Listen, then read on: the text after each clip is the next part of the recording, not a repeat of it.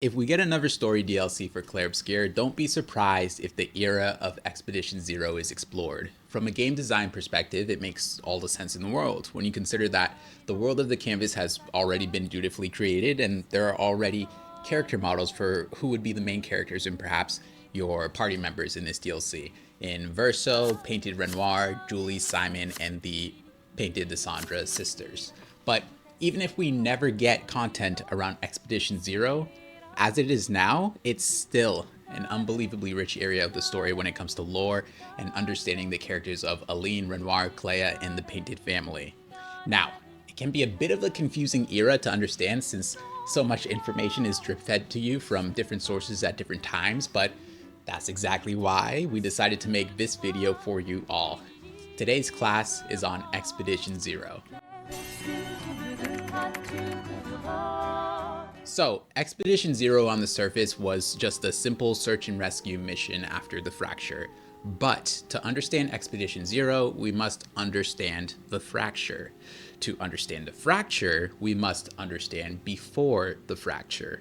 So, in the era preceding the fracture after Verso's death, there was only one painter in the canvas, and that was Aline. I want to add emphasis to this because it's come to my attention after conversations with many of you that there are a good amount of people who thought that the real Verso was the one who painted Lumiere and its inhabitants, and that Aline had only painted her family into the canvas.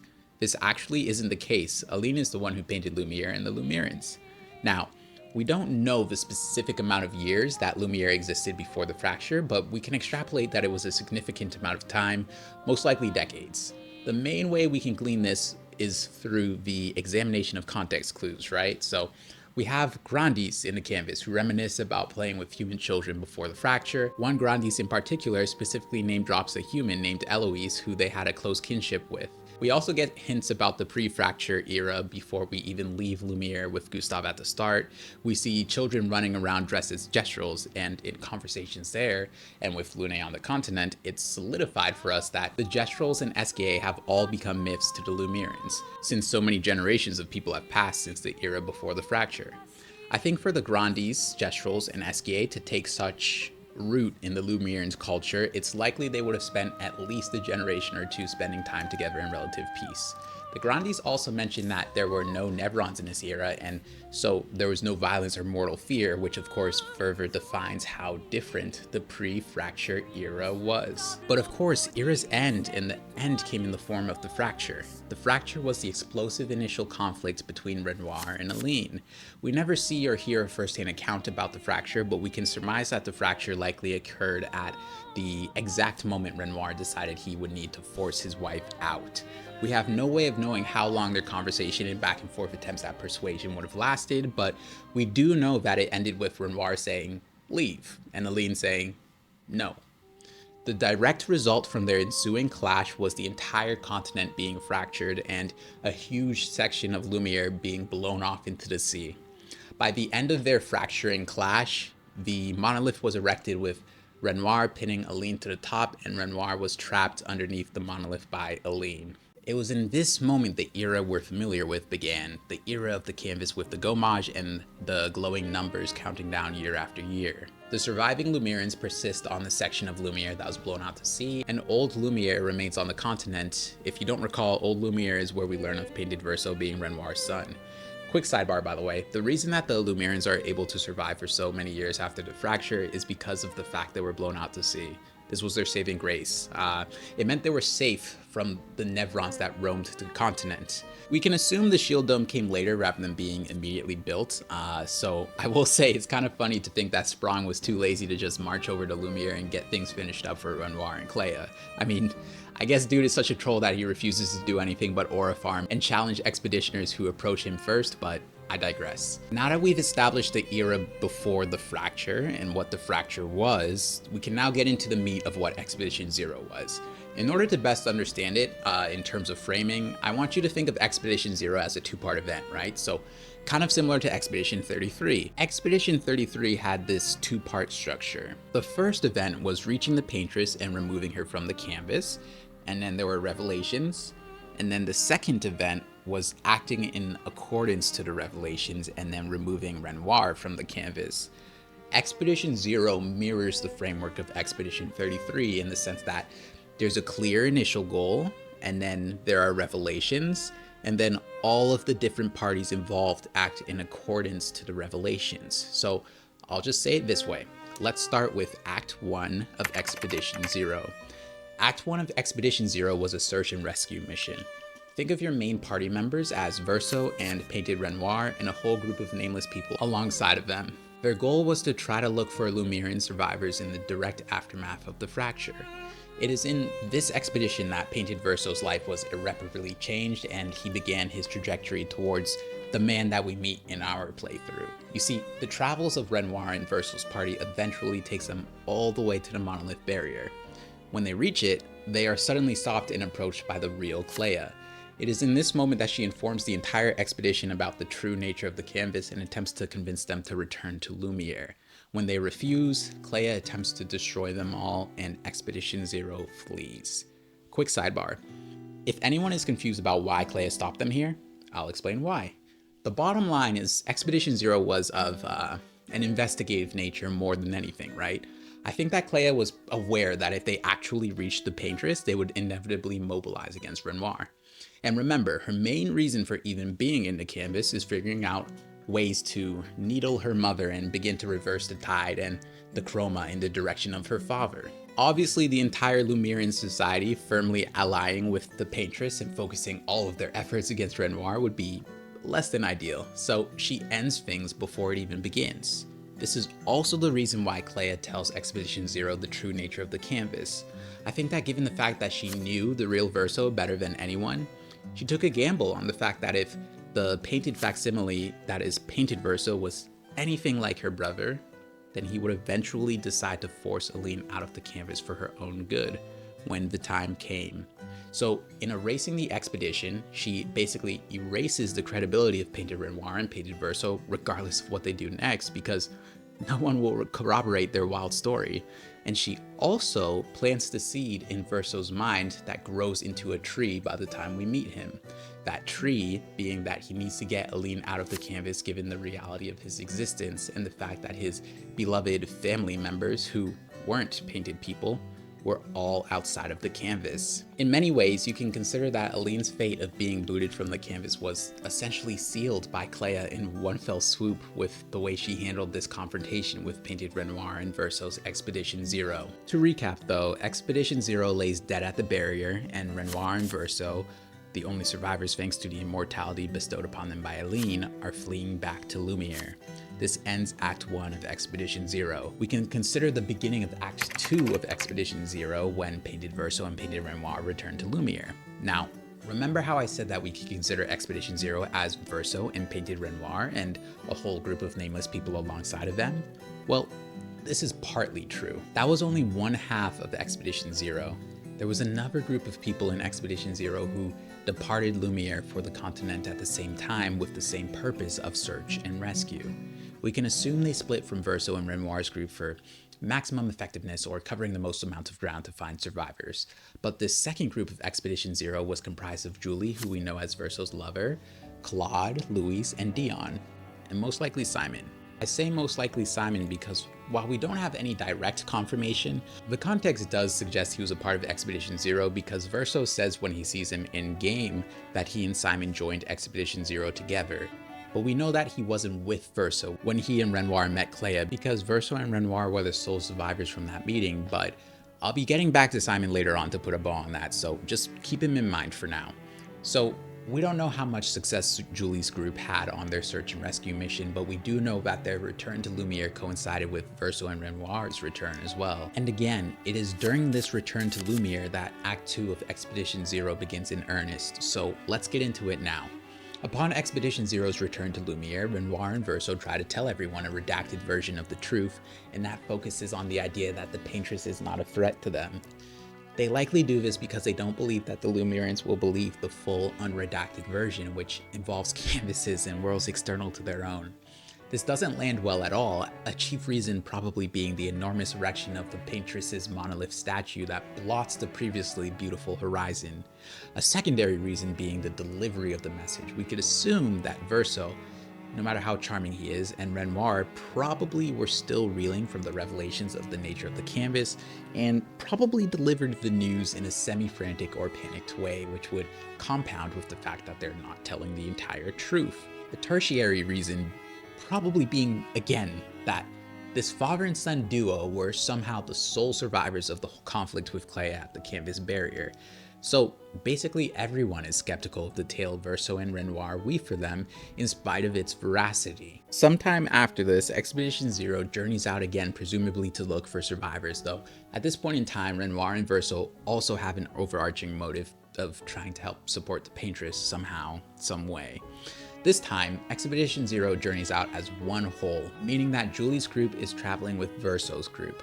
At some point, they have an explosive conflict with Nevrons, and in the battle, Verso takes a mortal blow that, instead of killing him, knocks him unconscious. It's this event that kind of radicalizes Julie because she sees clear as day that Verso took a blow that should have killed him, and then he wakes up and immediately gaslights her, claiming that in the haze and intensity of battle, she must not have seen what she thought she saw. I think from Julie's perspective, the fact that she witnessed such a bold-faced lie immediately destroyed her faith and belief in anything that Verso and Renoir had shared about the Paintress. It was almost like a vindication for the skepticism that everyone had beforehand. A bit of a gotcha moment that cut through Verso's notorious charm that obfuscates the truth. Now, two things happen next in a relatively concurrent fashion. Renoir theorizes and tries to convince Verso that Julie is actually Clair's creation and completely untrustworthy, and Julie pulls in fellow expeditioners Claude, Luis, and Dion to make a plan to kidnap and interrogate Verso. It's not specified how they managed to isolate him and pull this off, but they do. They interrogate Verso, and it's unclear if they go so far as torturing him because in Verso's own account, he only says interrogate. He doesn't say he was tortured, but if he was tortured, his actions would make far more sense.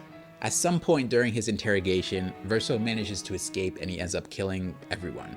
He kills Claude, Luis, and Dion first, and after Julie briefly mourns her losses and then commits to fighting Verso, inevitably he kills her too. This situation served as the personal fracture, so to speak, between the Painted family and Lumiere, as after this, the Painted family never returns to Lumiere again, and they enter their roles that we see them in by the time we meet them in the game. Except, they don't. At this point in time, Verso and Renoir are still thick as thieves, and obviously by the time of the game, they are both scarred, literally and figuratively, from a heated confrontation with each other that leads to their paths diverging. So, when and how exactly did this schism between Renoir and Verso form? Black Coffee Breakfast has a theory on this. For those who don't know, Coffee is the most consistent YouTuber out there when it comes to covering Clair Obscur and revealing its secrets. And he's put together the pieces for us today on a puzzle that has eluded completion since the launch of the game. Here he is. Hey y'all. Now that the professor has laid the groundwork with a much-needed history lesson on Expedition Zero, I want to focus on an area that has frustrated a large part of the community, an area that feels deliberately unresolved, as if its answers exist somewhere outside the game itself. In Act 3, after defeating the Paintress, we gain the ability to fly with Esque. This is one of those classic JRPG moments that we all know and love. The Highwind in Final Fantasy VII, the Nautilus in Lost Odyssey, the world ships of Dragon Quest. The world finally opens up and we're free to go almost anywhere we want. Every distant landmark we once stared at from the ground below is now begging to be explored. But naturally, the first place many of us flew to was the small white island east of the Forgotten Battlefield. Back in Act 2, you can swim around this tiny island only to be turned away by sheer white cliffs on all sides. Perched above them is a mansion, one that looks identical to the Descendre Manor in Old Lumiere. For a long time, I assumed this was where the Paintress had relocated the mansion.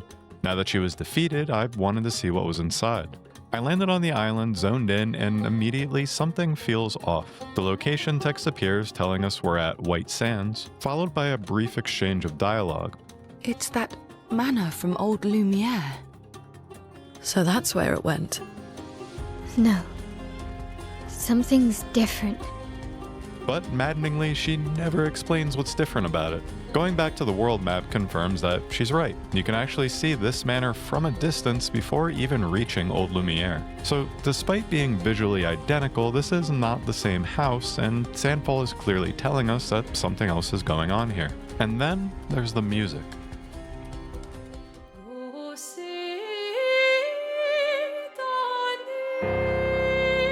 accord silencieux de nos âmes, lèvres fantômes, et râle pâle. Lumière s'éteint. We hear the opening of Alicia only for it to be abruptly cut off by a man speaking French. For many players who understand French, this quickly registers as what it is, slam poetry. For everyone else, it's kinda jarring. Some thought they'd accidentally enabled developer commentary, others checked their browser tabs for a rogue YouTube video. But most of us just silently cursed our past selves for not paying attention in middle school French class. Sorry, Miss Bernard.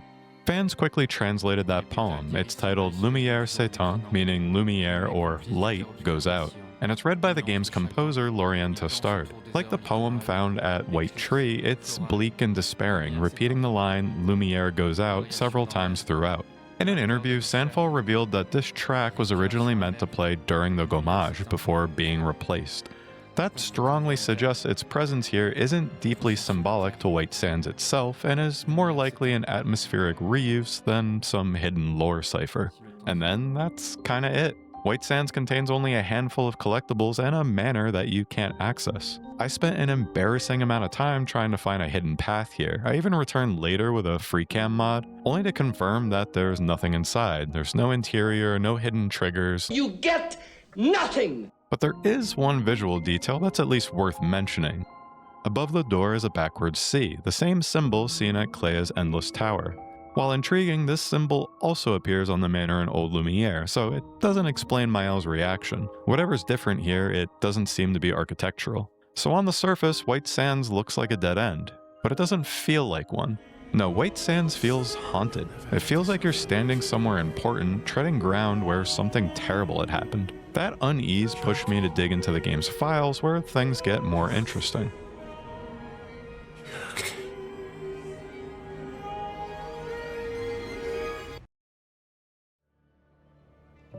Dialogue in Expedition 33 is grouped internally by location.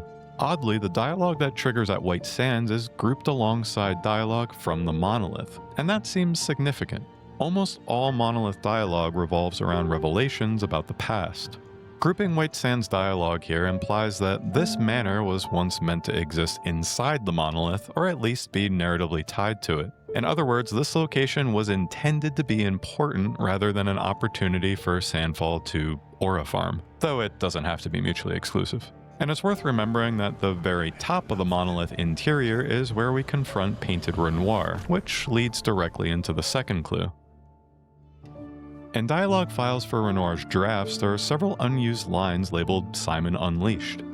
Among them are "Something happened at the White Sands," "A lonely life," "A family life," "Who will fight?" followed by 5 references to painting choices. The reference here to 5 paintings seems to mirror a side area called the Chosen Path, where you select party members to fight Nevrons within 5 paintings to unlock a door. So why would Simon, an Expedition 0 member who's been trapped in the abyss for who knows how long, reference any of these things at all? White Sands, a lonely life, a family life, 5 paintings?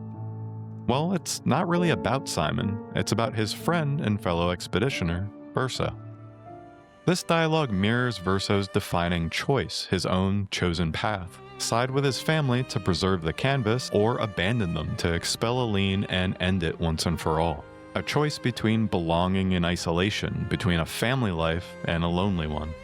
If White Sands was originally meant to be part of the Monolith, where Verso confronts his father for the last time, and then Simon, one of Verso's few friends, makes the only reference to White Sands in cut dialogue, then I think that Verso's critical choice was made here at the White Sands. I believe this is where he first turned on his father, an encounter that left the both of them scarred. Why is that? It's a reminder of the price I paid to stand on my own 2 feet.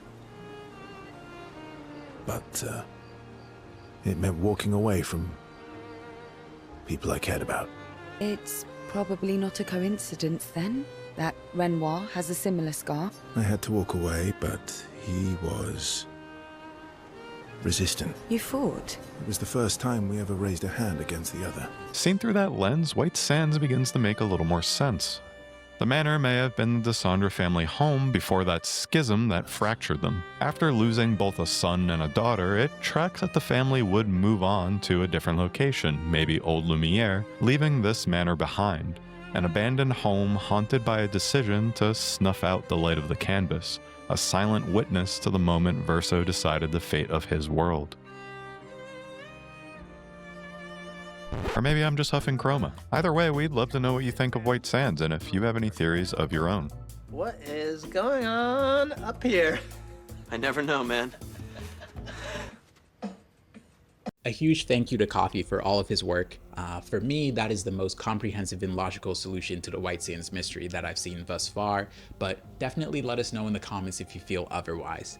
I want to put a bow on this video by exploring one thing that I left up in the air when it comes to Expedition Zero, and that is Simon. So Simon low-key has his own storyline. He's basically in the corner playing out his own depressing anime arc low-key. So Simon at some point runs into the real Clair and is completely manipulated by her. Simon had a relationship with the painted Clair, and basically Clair pretends to be her. What she does is she gives him a huge power boost and then sends him to fight and defeat Aline. On his warpath to Aline, he actually destroys Clair's axe on the Hauler. The reason he did this, even though it was counterproductive to Clair's goals, is basically just because Clair hated the painted representations of her within the canvas. This is also why she sequestered the painted Clair and painted over her to force her to produce Nevrons. Her goals were twofold in the canvas, right? Help Renoir and destroy what she felt was a personal affront to her. I have a whole character study on Clair here, so there's much more to say, but for the sake of staying on task, I just recommend taking a look at this after this video, right? So to continue, when Simon reaches Aline, she's actually able to convince him of the truth, and he aligns with her and goes after Renoir. Simon isn't strong enough to defeat Renoir, and Renoir's aura, or chroma if you will, begins to degrade Simon's sanity to the point that he becomes permanently moored at the bottom of the monolith, and thus concludes the fate of the one outstanding member of Expedition Zero that we know of. Now, in terms of where this fits on the timeline, it's not actually told to us, but as usual, I have a theory based on the context. Remember that I structured Expedition Zero into 2 acts, right? So the first search and rescue mission with the Verso-led group and the Julie-led group, and then the return to Lumiere, and the search and rescue mission after Lumiere returned, where the groups were fully joined. 2 acts. If I had to guess when Simon's arc took place, I would place it during the latter half of Act 1. I think what happens is that Simon was actually in Renoir and Verso's party, but at some point he got separated, perhaps during a run-in with Nevrons. Allow me to elucidate my confidence in this notion. First off, Verso describes Simon as an old friend and specifically says that they joined Expedition Zero together. I believe if they joined together, it would be fair to assume that they were in the same search and rescue party. To add to this point, Verso basically says that Simon disappeared at one point and Verso thought that he had died. This would suggest that Simon wasn't at the meeting with Clair at the barrier because, to my understanding, Verso and Renoir became aware of their mortality because of the fact that everyone else was clearly viscerally killed by Clair. Simon also could not have been there at this moment because we know that at some point, Clair privately tricks and manipulates him. So if we know that Simon was in Verso's initial search and rescue party, and we know that only Verso and Renoir returned from it, and we know that Verso didn't know the fate of Simon, only that he disappeared, then this means that Simon's disappearance and the beginning of his crazy anime arc must have started during the second half of Act 1 of Expedition Zero. I would also add that if we're gleaning that part of what made the search and rescue so perilous was the presence of Nevrons, then it would be safe to assume that Clair's entry to the canvas likely predates when Expedition Zero even began, meaning she was in the canvas before her meeting with Verso and Renoir at the barrier. So a little bit before Act 1 of Expedition Zero and after the fracture, Clair entered the canvas and sequestered painted Clair and painted over her to force her to make Nevrons that hunt the painted creations and lock their chroma to their dead bodies. I would assume that the fracture is actually what spurred her into entering the canvas. It was probably at that point she saw her best opportunity to decisively swing things in Renoir's favor. Ever the calculating queen Clair is. But anyways, Julie doesn't mention Simon in her account at all, which would further imply that she never actually traveled with him. So if we consider all of the context, then we can ascertain the truth, which is that Simon's quest took place in the second half of Act 1 of Expedition Zero.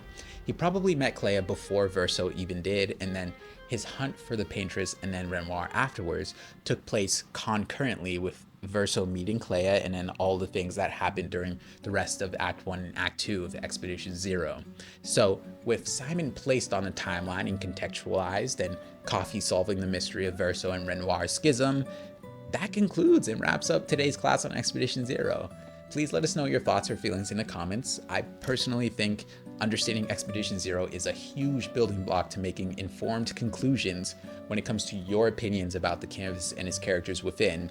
And at the same time, I know for a lot of players, it's just something that isn't giving much credence since the information about it isn't found by a lot of players, and when it is, it's out of context and players have enough going on that they never double back and kind of reverse engineer things so they can view the whole picture of the fracture in Expedition Zero. So we truly hope that this video makes Expedition Zero a bit more accessible to understand for a wider amount of the player base. As always, I'm infinitely grateful to each and every one of you for being here. I look forward to connecting with you all in the comments. Have a great day, night, or morning, and remember to be kind and thoughtful. Peace.